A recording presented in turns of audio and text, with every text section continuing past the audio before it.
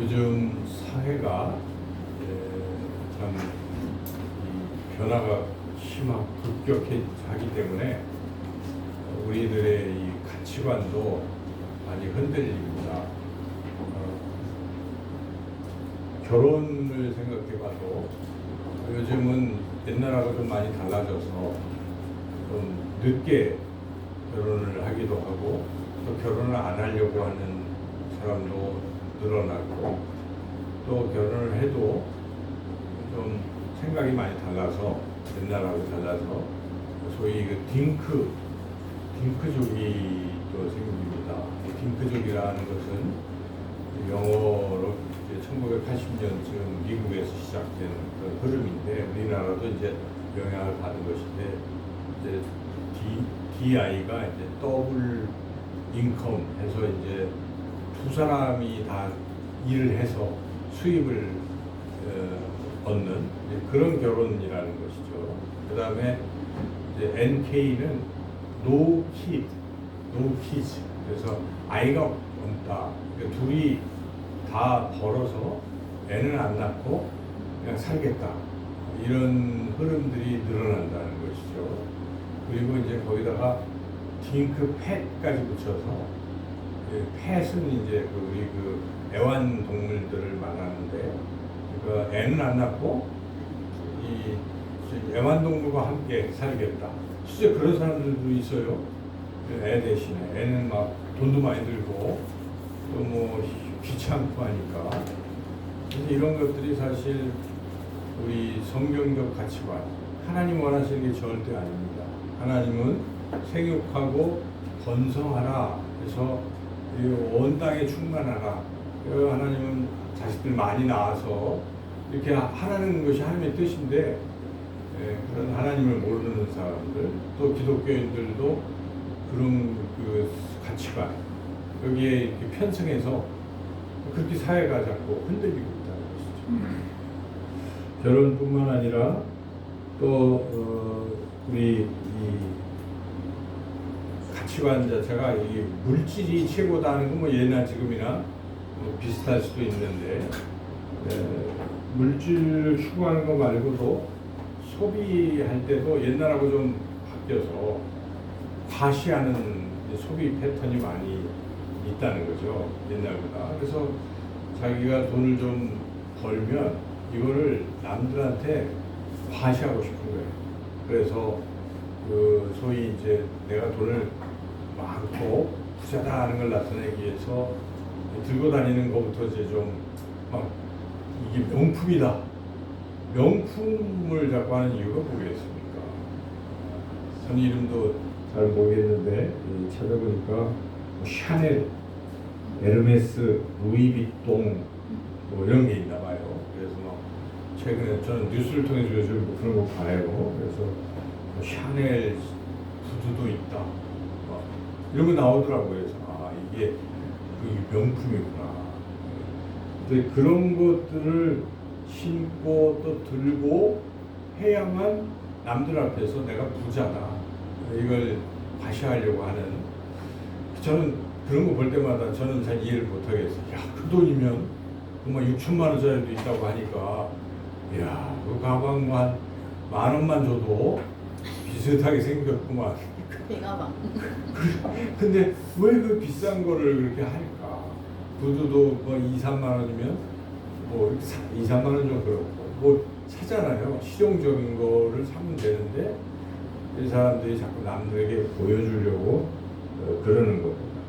그래서 차도 튼튼한 대한민국 차 타고 다니면 얼마나 좋습니까? 근데 운전하다 보면 왜 그렇게 외제차, 또 그 이름도 항상 그런 차가 많더라고요. 그러니까 참 저거는 AS 하기도 힘들잖아요. 부품도 그렇고. 근데 왜 저걸 다, 성능은 대한민국 차가 훨씬 우수할 텐데 저걸 타고 다니는 심리는 뭘까? 과시하는 거죠. 나 외제차 탄다. 요새는 하도 외제차가 많아서 그런 것이 과시도 안 되는 시대가 됐는데도 불구하고 사람들의 심리가 자꾸만 그렇게 드러내고 싶어하는 이 문화가 많다는 거죠. 저는 미슐랭 가이드, 이것도 이제 잘 익숙하지 않은 건데 미쉐린은 알겠어요. 미쉐린 타이어의 미쉐린. 근데 그 미쉐린하고 말은 이제 이렇게 똑같은 거예요. 근데 거기 타이어 회사에서 유명한 음식점 리스트를 이렇게 뽑아가지고 뭐 하나 봐요. 그래서 그 미슐랭 가이드에 나오는 레스토랑에 가서 먹겠다고. 얼마나 비싸겠어요? 이제 그렇게 사람들이 그런 거 좋아하고 또 이거를 과시하려고 갔다 왔으면 또 그걸 찍어요. 그래가지고 자기의 뭐 유튜브 같은 데 올려가지고 나 여기 갔다 왔다. 이제 그리고 그래서 요새 소위 이제 인증샷이라고 젊은 사람들은 뭐 여기 갔다 왔다는 걸 꼭 이렇게 알려야만 되는지 이게 이런 문화가 자꾸 자기를 드러내고 싶어하고 과시하려고 하는 거죠. 그런 문화가 참 많다는 것입니다. 직장 문화도 많이 바뀌었어요. 그래서 옛날에는 한 직장의 평생 직장의 개념을 좋은 걸로 생각했는데 요새 그게 아니라 능력이 없어서 거기 있다고 생각합니다. 그래서 자꾸 능력에 따라 어딘가 스카웃이 되고 옮기는 것이 좋다는 그런 문화. 그리고 또 일만 하는 게 아니라 노는 것도 중요하다. 생활도 중요하다. 그래서 이게 균형을 이루어야 된다. 워라밸, 워크와 라이프가 밸런스를 이루어야 된다. 이런 문화. 문화가 우리가 생각했던 옛날의 문화하고는 많이 바뀌고 있다 하는 것입니다. 아이들도 이제 탈권위 시대가 돼가지고 어른들에 대한 공경심이 많이 사라지는 이런 시대를 우리가 살고 있습니다. 그리고 정보가 너무 많아요. 그래서 요즘 막 유튜브만 들어보면 몰랐던 거 다 알고 많이 이렇게 알잖아요. 근데 문제는 거짓말이 많거든요. 그 중에. 그래서 이게 진짜인지 가짜인지 이거를 분별하기도 쉽지 않고 또 어떤 게 중요한지 너무 많으니까요. 이게 흔들리는 거예요. 이거 하면 이게 또 좋은 거 중요한 거 하고 그래서 사람들이 이런 많은 정보의 홍수 속에서 막 흔들리는 거예요. 가치관 자체가 중요한 걸 모르겠고 정확한 것도 모르겠고 자 이러한 우리가 흔들리는 가치관이 어제 다르고 오늘 다르고 하는 이 시대를 살아가면서 우리가 나는 과연 내 인생의 그 기준 또는 내 뿌리를 어디다 내리고 사는가 하는 질문을 우리가 하게 되는 것입니다. 그래서 옛날 거에 둬야 되는지 사람들이 따라야 되는지 자, 이런 시대에 하나님께서는 과연 우리에게 뭐라고 말씀하시는지 오늘 이 본문 말씀에 우리가 귀를 기울여야 하겠습니다. 오늘 말씀 특별히 시작하는 6절 7절을 같이 한번 읽어보겠습니다. 그러므로 너희가 그리스도 예수를 주로 받았으니 그 안에서 행하되 그 안에 뿌리를 박으며 세움을 받아 교훈을 받은 대로 믿음에 굳게 서서 감사함을 넘치게 하라. 요약한다면 예수 그리스도 안에 뿌리를 내리라 하는 것입니다. 우리의 삶의 모든 생각, 모든 결정 이런 것들을 예수님에게 뿌리를 두고 하라 하는 것입니다. 예수님 안에 뿌리를 내리라 하는 것입니다. 이게 과연 좀 더 깊이 있게 생각해 본다면 무엇입니까? 그러니까 우리가 늘 예수님과 함께 사는 거예요. 그런 거예요. 뿌리를 내린다는 것은 사나 죽으나 나는 주님과 함께. 그러니까 좀 쉽게 얘기하면 뭘 결정할 때도 주님 어떻게 해야 될까요? 이게 주님께 뿌리를 내리는 삶이에요. 근데 막상 결정할 때 막 고민하고 이 사람 저 사람에게 물어보고 세상의 가치관에 막 흔들리고 하면 주님께 뿌리를 내는 삶이 아닐 것입니다. 그래서 그냥 간단한 거예요. 주님 어떻게 할까요? 또는 모를 때는 정보의 홍수 속에서 뭐 모르잖아요. 주님께 여쭤보면 되는 거예요. 주님 어떤 거가 맞을까요? 이렇게 이게 주님께 뿌리를 내리는 삶입니다. 그리고 더 이제 또 깊이 있게 생각해 본다면 주님께 뿌리를 내리는 삶은 결국 주님을 자꾸 바라보고 있기 때문에 주님을 닮아가는 삶입니다. 세상을 닮는 게 아니에요. 그러니까 예수님의 삶을 우리가 생각해 보면 해답이 있어요. 예수님처럼 사는 것입니다. 우리의 성품도 닮아가야 되는 것이죠. 늘 예수님은 온유하시잖아요. 또 예수님은 겸손하시잖아요. 예수님은 사랑이 많으시잖아요. 그 세 가지잖아요. 그래서 핵심이. 그것이 이제 성령의 열매로 9가지로 또 구체적으로 나타나는 것이기 때문에 우리가 늘 그렇게 예수님을 닮아가는 것, 이게 바로 예수님에게 뿌리를 내리는 삶, 그리고 순종해야 되겠죠. 예수님이 하신 말씀을 또 우리가 알아야 돼요. 그래서 예수님께 여쭤보기도 하지만 예수님이 나에게 뭐라고 말씀하실까는 성경에 써 있어요.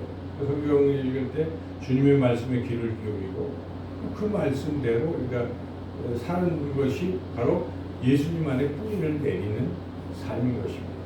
늘 그렇게 주님 안에 말씀, 기도, 또 그 주님의 행하시는 것을 본받는 것 등등 이렇게 주님 안에 뿌리를 내리는 그러한 삶이라는 것입니다.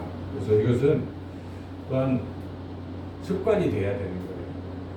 그러니까 뿌리를 내렸다는 것은 지속적이라는 것이고, 딱 어떤 습관이 되는 거예요. 그 말씀이 습관이 된 사람이 있어요. 항상 말씀. 또 기도가 딱 훈련이 된 사람들이 있어요. 그죠? 뭐든지 기도하는 거예요. 뭐든지 이 일에 기도합시다. 그게 가식이고 위선이 아니에요. 그 말이 나오는 분들은 그게 습관이 돼요. 그게 뿌리를 내려 있어요. 뿌리 내린 삶이죠. 이게 참 영적인 거룩한 습관, 경건에 이르기를 연습하라, 훈련하는 것입니다. 그래서 여러분이 어릴 때부터 이렇게 말씀을 읽고 또 기도하고 특별히 예배, 우리 성도님들 얼마나 훌륭하신지 모릅니다. 이 주일에 어쨌든 코로나 때도 별 출석률이 줄지를 않아요. 다른 교회는 막 반이라는데 저는 우리 교회는 똑같아요. 그러니까 작아서 또 똑같을 수도 있지만은 그런 그 예배의 습관, 거룩한 습관이죠. 이게 또 되면 주일 성수하는 거 굉장히 중요하잖아요. 그리고 와서 하나님 만나고 이렇게 늘 주님 안에 살아가는 이런 것이 주님 그리스도에게 뿌리를 내리는 그런 삶입니다. 그리고 교회 공동체와 이렇게 함께 늘 생활하는 것, 이것도 주님의 몸과 함께 사는 주님께 뿌리를 내리는 것. 또 덧붙인다면 감사도 마찬가지예요. 감사. 그러니까 주님과 동행하는 사람이 주님의 은혜를 입기 때문에 감사가 안 나올 수가 없지 않겠어요? 주님이 내 인생을 인도하시고 보호하시고 또 할 텐데 그럴 때마다 아 주님이 하시네요 생각이 나니까 감사하는 거죠. 그래도 우리가 습관이 되고 이런 삶, 이게 뿌리를 아주 깊이 내리면 뿌리 깊은 나무는 바람에 아니 흔들리지 않잖아요. 그러니까 어떤 일이 와도 그런 분들은 별로 흔들리지 않아요. 내 인생에 고난이 와도 흔들리지 않습니다. 뿌리가 깊으니까. 뿌리 깊은 나무. 우리가 예수님께 아주 깊이 뿌리를 내리는 것이 이 힘들고 어려운 또 흔들리는 이 가치관 속에서 우리가 꿋꿋하게 살아갈 수 있는 그러한 해답인 줄로 믿습니다. 더욱더 뿌리를 깊이 내려야 될 것입니다. 우리가 이제 9월 21일 오쇼비 잔치를 하는데 제가 그런 생각이 들었어요. 우리가 이제 많은 사람 전도하려고 이름도 써내지만 제일 중요한 게 우리 가정이 이 정말 예수님께 깊이 뿌리를 내리는 이런 가정이 되어야 되지 않을까 하는 그런 생각을 하게 되었어요. 그래서 무엇보다 이 자녀들을 이번 9월 20일 모시기 자체에 함께 할 수 있으면 얼마나 좋을까 이런 생각을 해봅니다. 그래서 나와 우리 가정이 예수님께 깊이 뿌리 내리는 이러한 역사가 일어난다면 참 가장 행복한 또 하나님께 가장 영광을 돌리는 그런 삶이 될 줄로 믿습니다. 두 번째는 우리가 이제 이 뿌리를 내릴 때 방해하는 것에 주의를 해야 된다는 것이죠. 사도 바울은 골로새 교회에게 뿌리를 내리라 그렇게 하면서 그 다음에 이렇게 쭉 얘기하는 게 8절인데 8절부터 10절은 결국 물론 8절이 핵심인데 뿌리 내릴 때 방해되는 것에 주의하라는 것입니다. 2절, 8절 한번 읽어보겠습니다. 누가 철학과 헛된 속임수로 너희를 사로잡을까 주의하라. 이것은 사람의 전통과 세상의 초등학문을 따르며 그리스도를 따름이 아닙니다. 그래서 예수님께 깊이 뿌리를 내리고 싶은데 이런 것들이 방해를 하는 거예요. 그 당시 사회에서도 뭐 철학이나 속임수나 또 뭐 이런 것, 사람들의 어떤 생각, 전통, 가치관, 초등학문 등등 이런 것들이 자꾸 방해를 하죠. 그죠? 우리 예수님 믿는 그리스도인들도 세상 속에 살다 보면 세상 사람들이 하는 그 문화에 자꾸 휩쓸릴 수가 있어요. 그래서 뭐 이렇게 되기 때문에 그런 것들을 우리가 주의해야 한다는 것입니다. 그래서 세상의 그 흐름 이런 것에 너무 흔들리면 안 됩니다. 세상은 성공을 목표로 하잖아요. 성공, 사회적 성공. 그리고 세상이 얘기하는 걸 가만히 보면 자기 중심적이에요. 그래서 인간 중심이에요. 휴머니즘도 인간주의. 그러니까 너 자신을 믿으라고 항상 그러거든요. 그러니까 너무 주눅 들지 말라. 물론 주눅 들면 안 되고 좌절하면 안 되겠지만 좌절 속에서 일어나는 힘이 자기 자신에게 있는 게 아니거든요. 그런데 세상에서 얘기하는 것은 너 자신을 믿어라. 너를 믿어라. 할 수 있다. 하면 된다. 그게 맞는 것 같아도요. 가만히 보면 자기가 할 수, I can do it이거든요. 나는 할 수 있다. 자꾸 그런 식으로 가치관을 형성시키는 거예요. 그러면 안 돼요. 우리는 어떻게 해야 돼요? 우리 그리스도는 나는 할 수 없다고 해요. 나 아무것도 할 수 없습니다.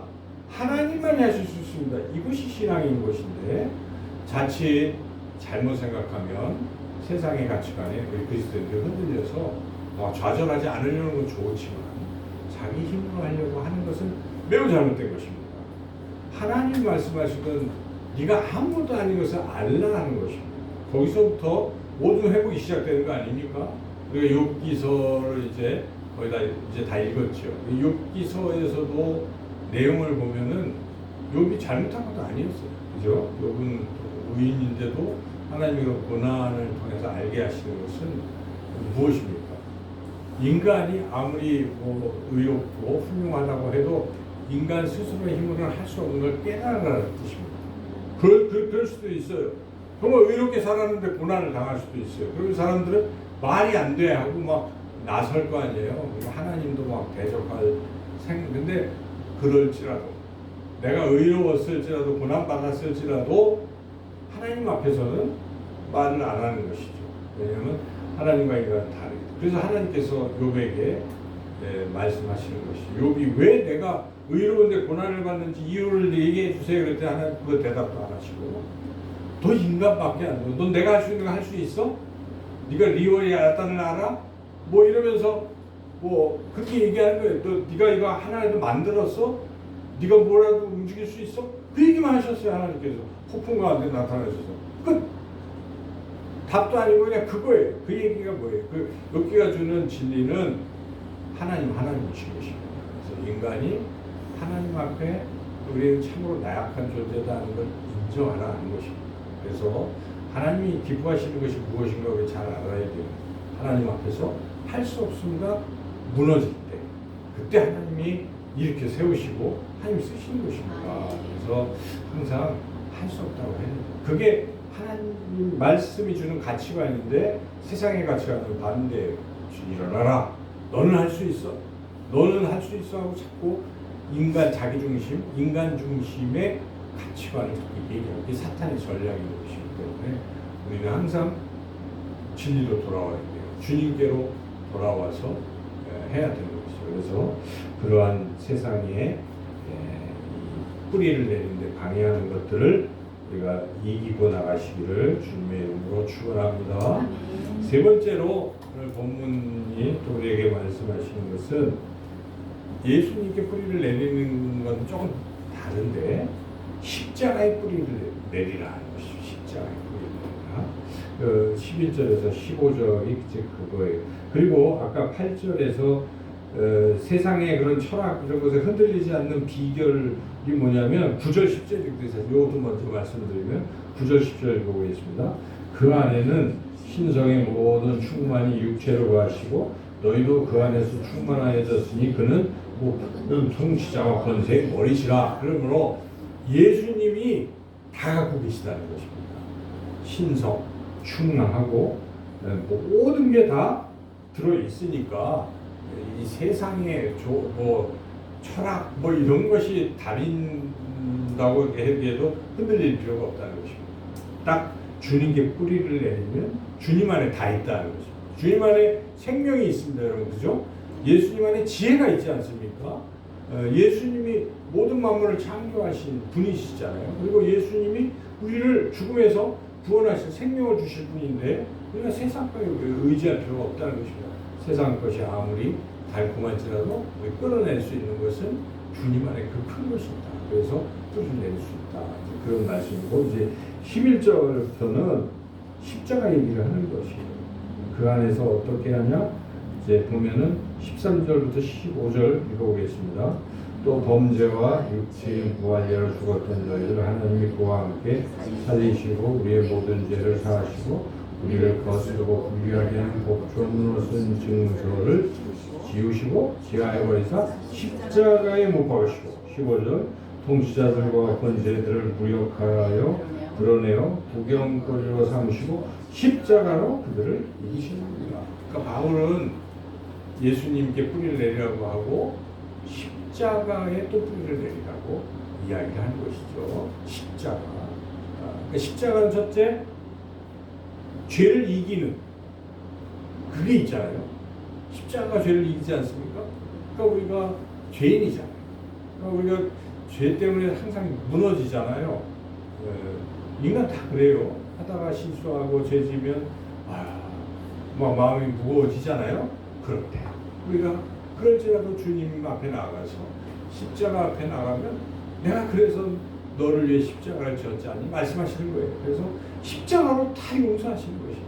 그 어떤 죄도 주님의 십자가로 다 용서하시는.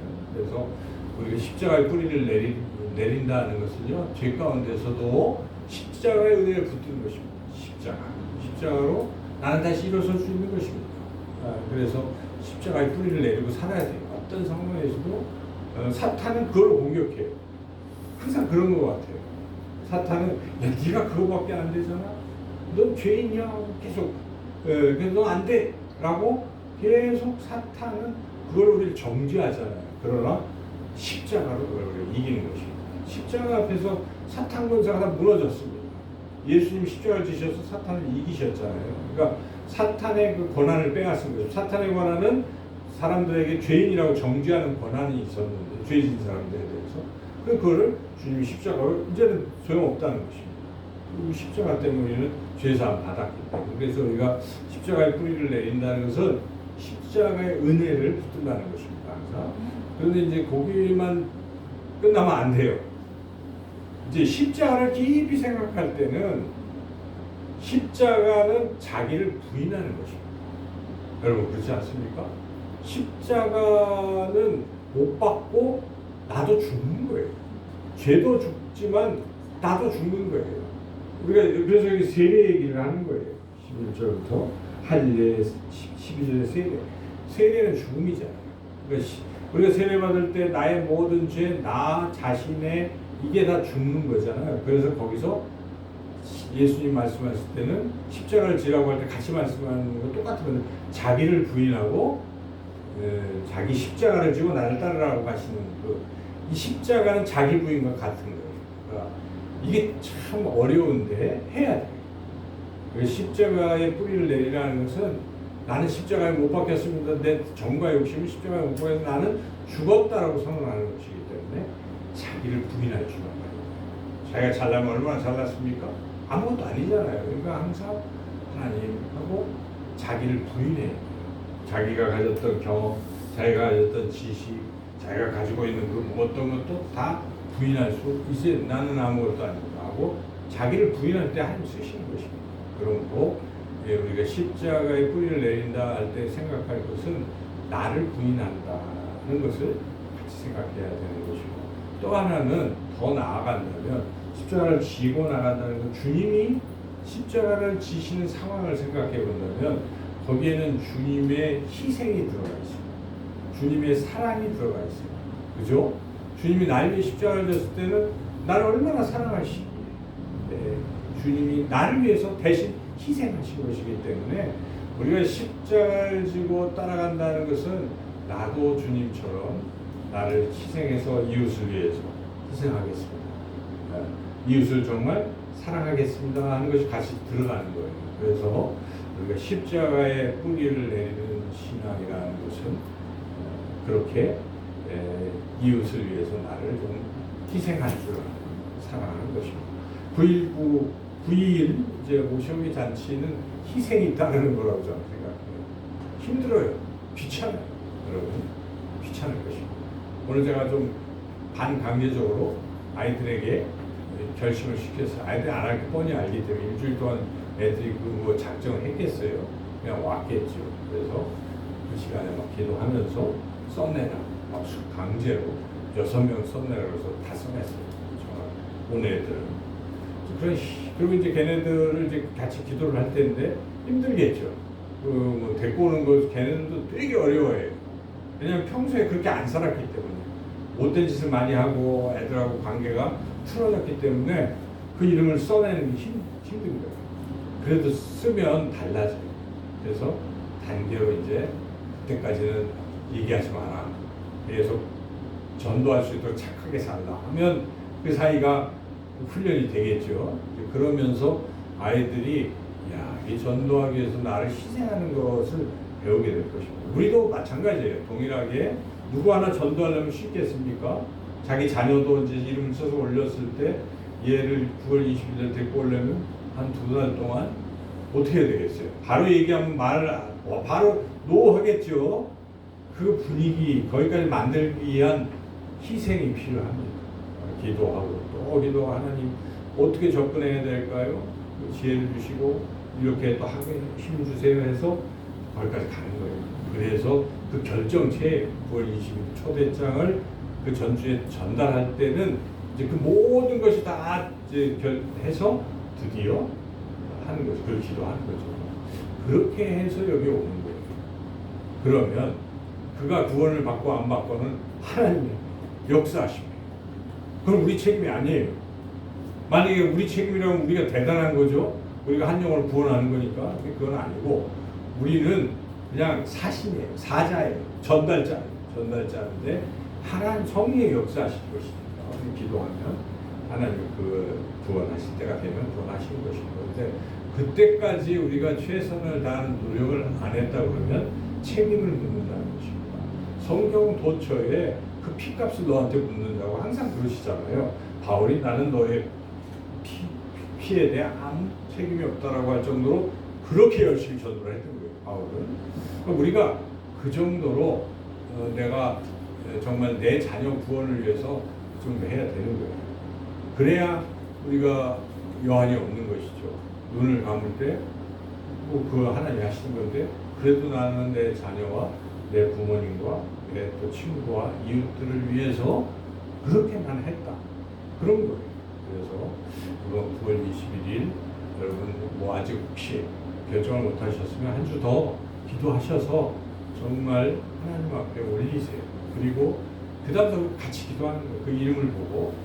그러다 보면 역사가 일어나는 것입니다. 그래서 이제 이 무더위지만 보통 무더위가 되면 모든 교회들이 방학하더라고요. 여름방학이 또 같이 한 달 또 이루어져서 더우니까. 우리 방학은 없잖아요. 그러니까 이 전도에 방학이 없다고 저는 생각합니다. 쉬는 게 아니고 계속 여러분들이 기도하시고, 그래서 9월 21일 이렇게 초대를 하면 하나님이 은혜를 베푸셔서 그가 우리 가족이라면 우리 가족이 예수님께 십자가에 뿌리를 내리는, 그래서 절대 흔들리지 않는 그러한 가문, 자살순서 믿음의 가문을 이루어 나가게 될 줄로 믿습니다. 우리 교회도 튼튼해질 것입니다. 기도하겠습니다. 사랑의 하나님, 흔들리는 이 세상의 가치관 속에서 우리는 예수님께 뿌리를 내리고 예수님의 십자가의 은혜에 뿌리를 내려서 또한 이 아직도 예수님을 모르는 우리의 가족과 또 이웃 친지들에게 복음을 전해서 가족이 이 교회가 십자가와 예수님께 깊이 뿌리 내리는 튼튼한 그러한 교회와 가정이 또 내 자신이 되게 하여 주시기를 간절히 원하고 예수님의 이름으로 기도드리옵나이다. 아멘.